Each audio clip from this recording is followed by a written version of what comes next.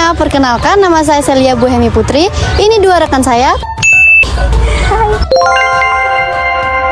Saya Misa Salsabila. Saya Devi Anjani. Kami dari kelas 1C. Di sini kami akan membuat tugas mata kuliah praktek anatomi fisiologi. Hai semuanya, di sini kita akan menjelaskan tentang sistem pencernaan. Nah, sistem pencernaan adalah rangkaian organ yang terdiri dari mulut, kerongkongan, lambung, usus, hingga anus. Nah, ini semua memecah makanan secara mekanis dan kimiawi menjadi nutrisi untuk energi dan pertumbuhan. Proses ini meliputi penghalusan mulut, pencernaan di lambung, penyerapan nutrisi di usus halus, penyerapan dan pembuangan sisa di usus besar. Pencernaan dibagi menjadi 5 proses terpisah. Yang pertama itu ingesti. Ingesti ini menaruh makanan di mulut. Yang kedua itu pencernaan mekanik. Mastikasi ini penggunaan gigi untuk merobek dan menghancurkan makanan dan menyalurkan ke perut. Yang ketiga itu pencernaan kimiawi. Ini penambahan kimiawi termasuk dalam asam, bile, enzim, dan air.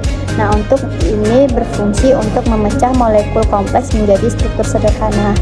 Yang keempat itu ada penyerapan, yaitu gerakan nutrisi dari sistem pencernaan ke sistem sirkulator dan limpatik kapilarias melalui osmosis, transportif aktif, dan difusi.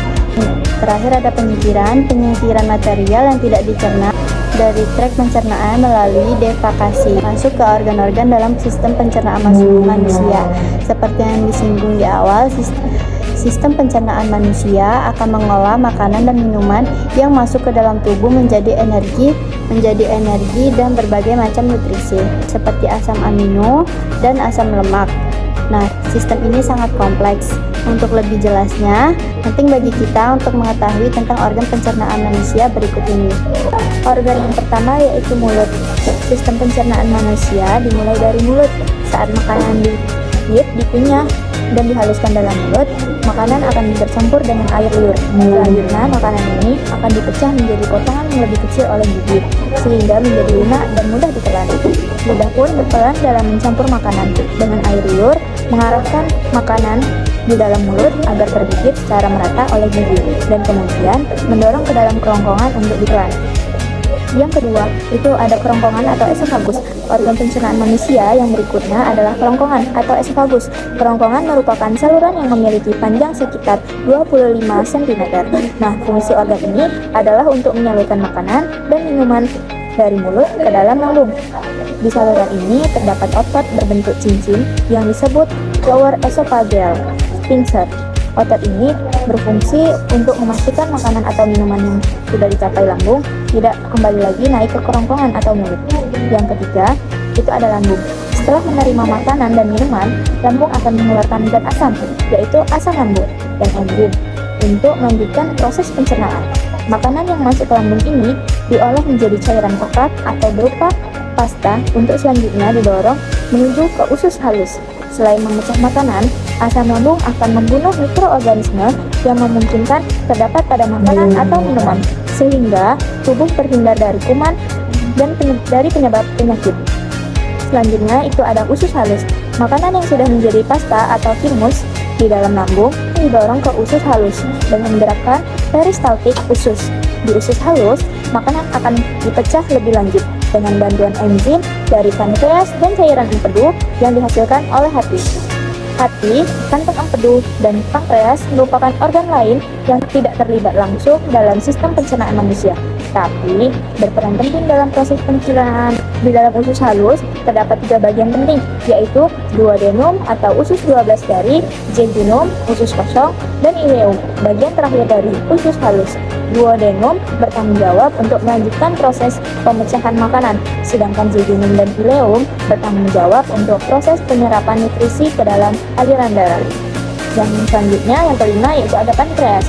Pankreas berfungsi untuk menghasilkan enzim pencernaan dalam duodenum yang memecahkan protein, lemak, dan karbohidrat. Organ satu ini juga bertugas untuk membuat insulin, meneruskannya langsung ke aliran darah. Insulin adalah hormon utama dalam tubuh untuk metabolisme gula. Yang keenam, ada hati.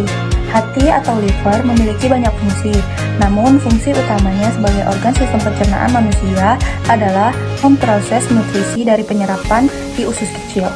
Selanjutnya ada empedu. Empedu yang berasal dari organ hati akan masuk ke usus kecil. Zat ini memainkan peran penting dalam mencerna lemak dan beberapa vitamin. Yang pertama ada kantong empedu. Kantong empedu yang berfungsi menyimpan dan mengonsentrasikan empedu dari organ hati. Selanjutnya, organ ini akan melepaskannya ke duodenum pada usus kecil untuk membantu menyerap dan mencerna lemak. Ada usus besar.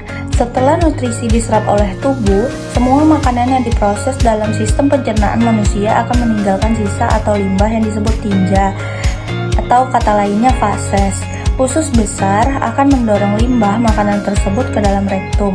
Proses pengolahan dan pencernaan makanan hingga menjadi tinja umumnya memerlukan waktu kurang lebih 30-40 jam.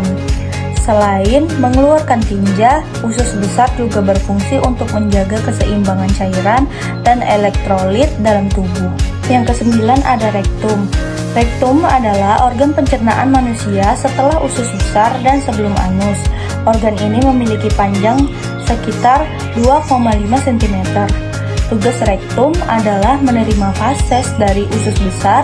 Ketika rektum sudah terisi penuh dan tinja di dalamnya siap dikeluarkan melalui anus, Anda akan merasakan mulas dan muncul dorongan untuk buang air besar. Yang ke-10 ada anus. Anus merupakan bagian terakhir dari saluran pencernaan. Organ ini terdiri dari otot dasar panggul dan 2 sfinkter anal, yakni otot internal dan otot eksternal. Lapisan atas anus bertugas untuk mendeteksi isi rektum apakah berisi padat, gas, atau cair. Otot dasar panggul memiliki tugas untuk mencegah keluarnya fases di saat tidak seharusnya atau saat sebelum mulas. Sementara sfinkter internal berfungsi untuk mencegah Anda BAB saat tidur, dan sfinkter eksternal berfungsi untuk menahan fases agar tidak keluar sebelum ke toilet.